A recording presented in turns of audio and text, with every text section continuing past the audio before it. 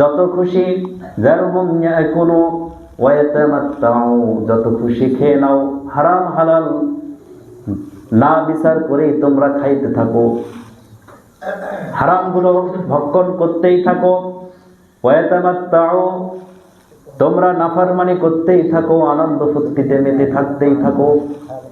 ওয়াইলহিহিমুল আমালু, মিথ্যা প্রত্যাশা নিয়ে তোমরা বেঁচে আসো, এই মিথ্যা প্রত্যাশার মধ্যেই তোমরা জীবন যাপন করতে থাকো। ফাসাউফা ইয়ালামুন, অচিরেই তোমরা এর পরিণাম তোমরা দেখতে পাবে, জেনে যাবে। এই খারাপের পরিণাম এটা আল্লাহ কোরআনুল কারীমে লৌহে মাহফুজ থেকে সেই ১৫০০ বছর আগে জানিয়ে দিয়েছেন এই তথ্য, যে যারা হারামের মধ্যে লিপ্ত থাকো, আমোদ ফুর্তিতে লিপ্ত থাকো, তোমাদের উদ্দেশ্যকে ভুলে, তোমাদের ইবাদত আমল আখলাক এই সব কিছু ভুলে যখন তোমরা তোমাদের ইচ্ছা মতো খেলতামাশায় লিপ্ত থাকো, তোমরা অচিরেই এর পরিণাম দেখতে পাবে, এটা আল্লাহ জানিয়ে দিচ্ছে। আর সেই দৃশ্য বহু জাতি দেখেছে, ইতিহাস বহু সাক্ষী দেয় যে পাপাচারীর পরিণাম ভালো হয় না। এখন গোটা বিশ্বে সেই যুক্তরাষ্ট্রের সেই লস অ্যাঞ্জেলস যে শহর ক্যালিফোর্নিয়া, সেই শহর আজকের এই ১০-১১ দিন পর্যন্ত মহা দাবানল, ইতিহাসের রেকর্ড দাবানল অগ্নিকাণ্ড, কেউ থামাতে পারছে না। তাদের প্রযুক্তি তো কম নেই, তাদের প্রযুক্তি কম নেই। 12 সেকেন্ডের মধ্যে কয়েক টন পানি সমুদ্র থেকে তুলে আনছে, এমন প্রযুক্তি তাদের আছে। 12 সেকেন্ডের মধ্যে কি কয়েক টন পানি মুহূর্তের মধ্যে আনছে, এমন প্রযুক্তি তাদের আছে। তবুও নিভাতে পারছে না। তারা বলছে এটা শয়তানের বাতাস। আসলে কি আল্লাহর গজব, এটা উপর থেকে আসছে। এই আগুনের বহু রূপ, এটা কোন দিকে যাবে তাদের তো প্রযুক্তি কম নেই, তাদের বিজ্ঞানী গবেষণাবিদ কম নেই, তবুও কি রেহাই পাচ্ছে না, কোনো দিক থেকে কোনো প্রযুক্তি খাটছে না। এই শহরের বাসিন্দা কারা? এই গোটা পৃথিবীর সবচেয়ে বড় শিল্পপতি, সবচেয়ে বড় কূটনীতিবিদ, বড় অর্থ আলাবিদ, সব এই শহরে বসবাস। যত আনন্দ ফুর্তির উল্লাস সব এই শহরে। এই শহরে মানুষগুলো, সন্তানগুলো জানে না যে তার পিতাকে। এই হলো তাদের বড় ব্যর্থতা। এত আনন্দ ফুর্তির ফলে যে সন্তানগুলো হয়, এই সন্তানগুলো জানে না কি যে তার পিতাকে। তার মাও জানে না যে এই সন্তানের পিতাকে। এই শহর এই দাবানলে পড়বে না, তার পেয়ে পড়বে। এবং শুধু তাই না, সমস্ত বিশ্বের যত জুলুমবাজ সব আকড়া ওখানে। যত মুসলিম দেশগুলোকে ধ্বংস করার ইন্ধন জুগিয়েছে সব এই শহরের মানুষেরা। এই জন্য আল্লাহ ধরেছে। আল্লাহ ছাড় দেন কিন্তু কি ছেড়ে দেন না, ছাড় দেন কিন্তু ছেড়ে দেন না। এই জন্য আল্লাহ যখন ধরে তখন আর বাঁচার উপায় থাকে না। লক্ষ লক্ষ মানুষ যারা বিশাল বিলাসবহুল বাড়িতে বসবাস করত, তাদের ঘরের জানালাগুলো খুললে বিশাল সমুদ্র সৌন্দর্যের লীলাভূমিতে তারা বসবাস করত, মুহূর্তের মধ্যে তারা রাস্তার ফকির। তাদের ঠাঁই নেই। একটা বাড়ি ভাড়া খোঁজার জন্য, যারা এত বিশাল বিল্ডিংয়ের মালিক, একটা রুম কোনো রকম ভাড়া খোঁজার জন্য দাঁড়ে দাঁড়ে ঘুরে বেড়াচ্ছে। ভাড়া থাকার জন্য একটা রুমও তাদের তকদিরে জুটছে না। কতটা নির্মম পরিণতি আল্লাহ আনতে পারে। তাহলে জালেমদের পরিণতি আল্লাহ কোরআনে বলে দিয়েছেন, ফাসাউফা ইয়ালামুন। তোমরা হালাল হারাম দেখো নাই, আনন্দ ফুর্তিতে লিপ্ত হয়ে খানা পিনা পান করেছো, কত হারাম তোমরা ভক্ষণ করেছো, মিথ্যা প্রত্যাশায় তোমরা বেঁচেছিলে। ফাসাউফা ইয়ালামুন, অচিরেই আমি বলে দিয়েছিলাম তোমরা এর পরিণাম জেনে যাবে, আর তার পরিণাম আল্লাহ জানিয়ে দিয়েছে। মা তাসবিকু মিন উম্মাতিন, কোন উম্মতকে আল্লাহ তাআলা মেয়াদবিহীন ধ্বংস করে দেন না, তাদের জন্য আল্লাহ মেয়াদ দিয়েছিলেন, তবুও তারা ফিরে আসেনি। লাআল্লাহুম ইয়ারজিউন, আল্লাহ এই জন্য মেয়াদ বেঁধে দেন যাতে করে তারা ফিরে আসে। ছোট ছোট আযাব, এটা হলো ছোট আযাব। ওয়ালানুযিকান্নাহুম মিনাল আযাবিল আদনা দুনাল আযাবিল আকবার লাআল্লাহুম ইয়ারজিউন। সূরা সাজদা 21 নম্বর আয়াত। আল্লাহ তাআলা বলছেন যে আমি মানুষদেরকে বড় আযাবের আগেই ছোট ছোট কিছু আযাব দেই, ছোট ছোট কিছু শাস্তি দেই। আযাবিল আদনা, ছোট আযাব। ছোট আযাব এই জন্য দেই যে তাদের জন্য অপেক্ষামান বড় আযাব থেকে আমি বাঁচাতে চাই, যাতে করে তারা এই ছোট আযাব পেয়ে লাআল্লাহুম ইয়ারজিউন, ফিরে আসে।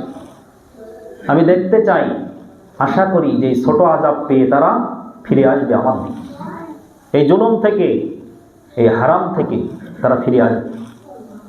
এই জন্য আমি ছোট ছোট আযাব দিই।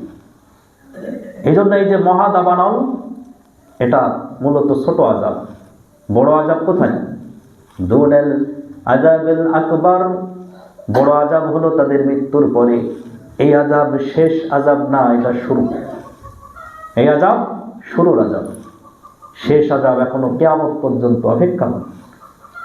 শেষ আযাব তাদের জাহান্নাম পর্যন্ত ঘটবে, অনন্তকাল ঘটবে। কারণ তারা ঈমান তো আনেনি, তারা জুলুমবাজ, তারা মুসলিমদেরকে ধ্বংস করার জন্য ইন্ধন যোগায়।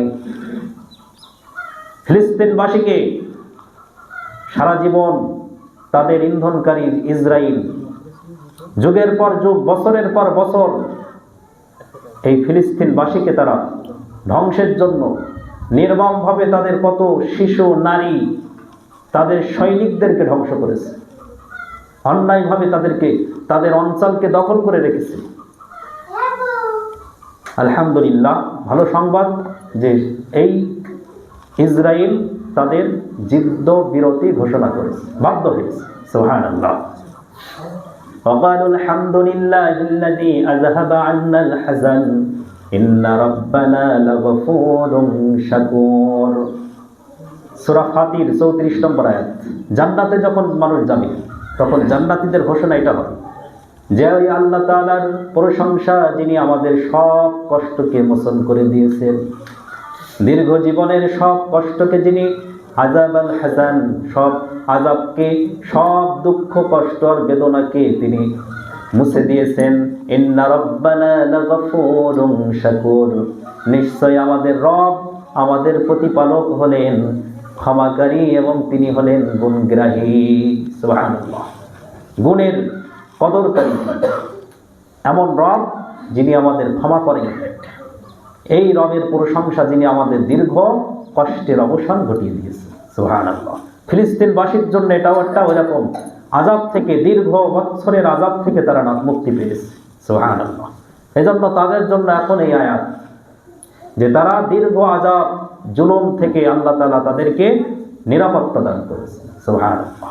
তাহলে জালিমদের ধ্বংসের মাধ্যমে মাজলুমরা মুক্তি পায়। এজন্য কিছু কিছু ক্ষেত্রে জালিমদের ধ্বংস কামনা করতে হয়, কারণ এই জালিমদের ধ্বংসের কারণে অনেক মাজলুম মুক্তি পেয়ে যায়। এই মহা দাবানলের ওসিলায় আজকের আল্লাহ তাআলা এই আযাবের ওসিলায় মাজলুম ফিলিস্তিনবাসীকে আল্লাহ তাআলা চিরতরে এই ইসরায়েলের এই ধ্বংসাত্মক লীলা থেকে তাদেরকে মুক্তি দান করেছে। সুবহানাল্লাহ। আল্লাহ তাআলা এটাকে স্থায়ী করুন, আমিন। এই ফিলিস্তিনবাসীর বিজয়ের মাধ্যমে আল্লাহ তাআলা যেন গোটা মুসলিম বিশ্বকে এই জালিমদের হাত থেকে নিরাপত্তা দান করেন, আমিন। তাহলে আল্লাহ তাআলা আমাদের জালিমদের ছাড় দেন কিন্তু ছেড়ে দেন না। এজন্য আল্লাহ তাআলা কি করতে চান? ওয়া নাযলামু মিম্মান যুক্কিরা বিআয়াতি রাব্বিহি সুম্মা আ'রাদা আনহা। আল্লাহ তাআলা তার নিদর্শনগুলির মাধ্যমে জালিমদেরকে সতর্ক করতে চান। বিআয়াতি রাব্বিহি, রবের নিদর্শন দেখান। অনেক নিদর্শনের মাধ্যমে আল্লাহ তাআলা তাদেরকে সতর্ক করতে চান, কিন্তু সুম্মা আ'রাদা আনহা, যারা মুখ ফিরিয়ে নেয়, যারা মুখ ফিরিয়ে নেয় তাদেরকে অবশ্যই আল্লাহ তাআলা পাকড়াও করবে। এটা সূরা সাজদার 22 নম্বর আয়াত।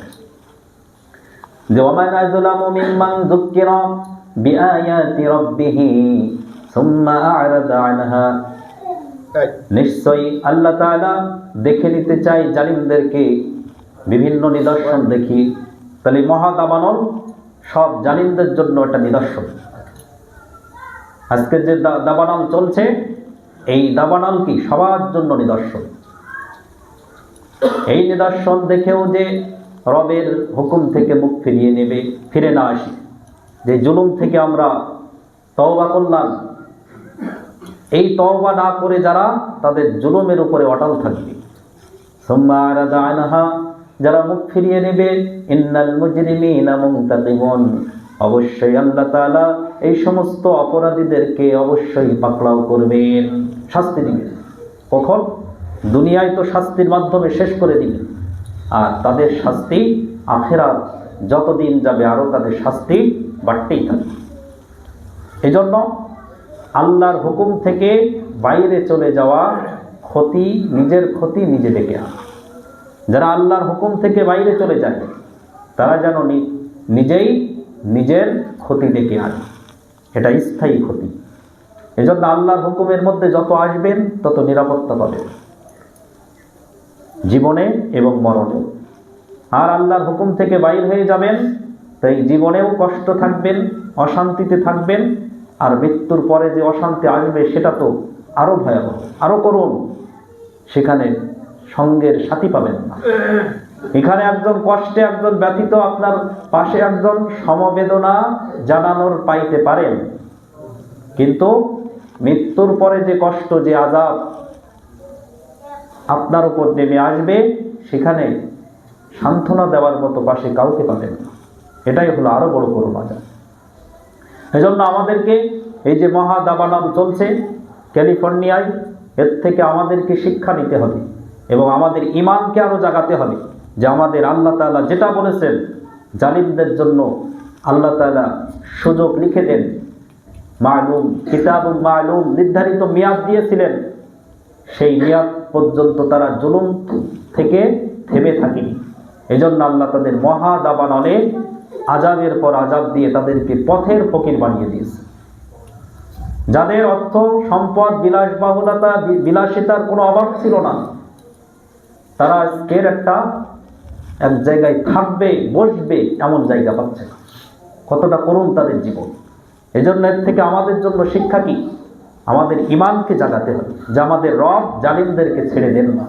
আমাদের রব অবশ্যই আছেন, তার নিদর্শন সময় মতো দেখান, আল্লাহ সময় মতো দেখান। এজন্য আমাদের উচিত ঈমানকে জাগিয়ে তোলা, আরো বেশি আল্লাহর রহমতের ছায়ার দিকে আসা, আরো বেশি ইবাদতের দিকে আসা, পশু প্রাণীর মতো না চলা, তাদের মতো না হয়ে যাওয়া যারা তাদের রবকে, তাদের জীবনের আসল উদ্দেশ্যকে, ইবাদতকে ভুলে গিয়েছে, তাদের মতো না হয়ে যাওয়া। আমাদেরকে তাদের মতো হওয়া যারা আল্লাহকে মেনেছে, আল্লাহ দেখিয়ে যাওয়া পথে চলেছে, রাসূলকে মেনেছে, রাসূলের দেখিয়ে যাওয়া পথে জীবনভর চলেছে, তাদেরকে অনুসরণ করা। তৌফিক আল্লাহ তাআলা আমাদের সকলকে দান করুন। সবাই বলে আল্লাহুম্মা আমিন। আখির দাওয়ানা আলহামদুলিল্লাহি রাব্বিল আলামিন।